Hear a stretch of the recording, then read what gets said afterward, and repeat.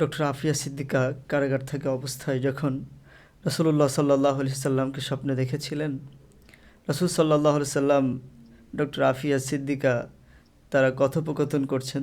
এমন সময় ডক্টর আফিয়া সিদ্দিকা বলছেন, ইয়া রাসূলুল্লাহ, ইয়া হাবিবাল্লাহ, আমার এই ইমতিহান, আমার এই পরীক্ষা কখন শেষ হবে? আমার এই ইমতিহান, আমার এই পরীক্ষা কি কখনো শেষ হবে না? ডক্টর আফিয়া সিদ্দিকার প্রশ্নের জবাবে রাসূল সাল্লাল্লাহু আলাইহি সাল্লাম বলেছিলেন, আফিয়া, এটা তোমার ইমতিহান নয়, তোমার পরীক্ষা নয়, এই পরীক্ষাটা হচ্ছে আমার উম্মার, এই পরীক্ষা হচ্ছে আমার উম্মার। প্রিয় মুসলিম উম্মাহ, আজকে আল্লাহ সুবহানাহু ওয়া তাআলা পবিত্র কোরআনুল কারীমের ভিতরে বলছেন, ইন্নামাল মুমিনুনা ইখওয়া, একজন মুসলিম আর একজন মুসলিমের ভাই। আজকে ফিলিস্তিনে আপনার ভাই, ফিলিস্তিনে আপনার বোন, সেই ছোট্ট ছোট্ট শিশু বাচ্চার আর্তনাদ, বাবাহারা আর্তনাদ, মা হারা আর্তনাদ, একজন বাবার একজন মায়ের সন্তানহারা আর্তনাদ আমাদের কর্ণ পর্যন্ত কি পৌঁছাচ্ছে না? আপনি পরিবর্তন হবেন কখন? আপনার পরিবর্তন হওয়ার সময় কখন? আল্লাহ রাসূল সাল্লাল্লাহু আলাইহি সাল্লাম যেখানে বলছেন, আল মুসলিমু জাসাদুল ওয়াহিদ, একজন মুসলিম আর একজন মুসলিমের অঙ্গ প্রত্যঙ্গ। আপনি একবার একটু ফিকির করবেন, একবার একটু দিল থেকে চিন্তা করবেন যে আপনার শরীরের যদি একটা অংশ কেটে যায়, আপনার শরীরের একটা অংশ কেটে গেলে যেমন রক্ত বাহির হবে, আপনার হাতের অংশ কেটে গেলে যেমন রক্ত বাহির হবে, আপনার পায়ের অংশ কেটে গেলেও ঠিক তেমনই রক্ত বাহির হবে। আপনার হাতে কাটলে যেমন ব্যথা পাবেন, পায়ে কাটলে তেমন ব্যথা পাবেন। অথচ আজকে আমাদের ঈমান আমলের এত অবনতি ঘটেছে। আজকে ফিলিস্তিনে আমার মুসলিম ভাই বোনেরা অত্যাচার নির্যাতনের শিকার হচ্ছে।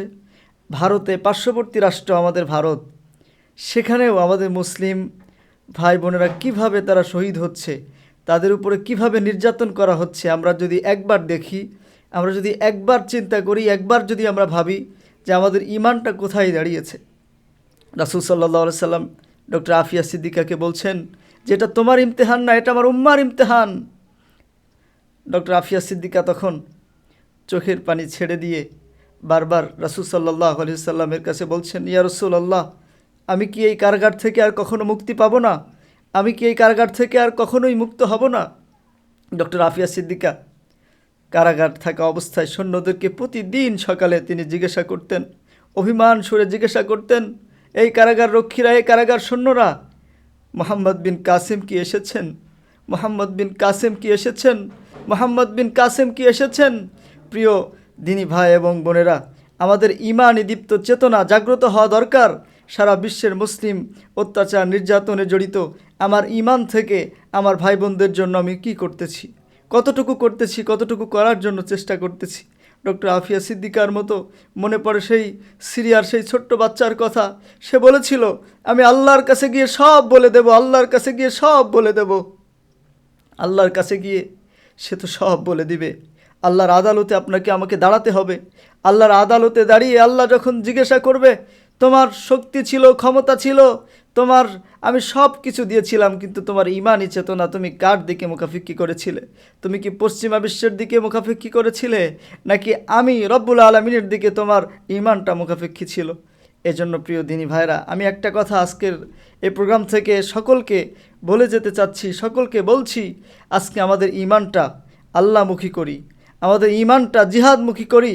আমরা আমাদের ঈমানটা আল্লাহর দ্বীন, আল্লাহর জমিনে বাস্তবায়ন করার লক্ষ্যে করি। আমরা পশ্চিমা সভ্যতা, পশ্চিমা বিশ্বের সেই শেখানো বিষয়গুলো লঙ্ঘন করে, বর্জন করে আমরা আল্লাহর দেওয়া দ্বীন, আল্লাহর দেওয়া কোরআন, আল্লাহর নবীর সুন্নাহ আঁকড়ে ধরে জীবনযাপন করার জন্য চেষ্টা করি। যদি আমরা সেই জীবনযাপন করতে পারি তাহলে আমরা সফলকাম হব।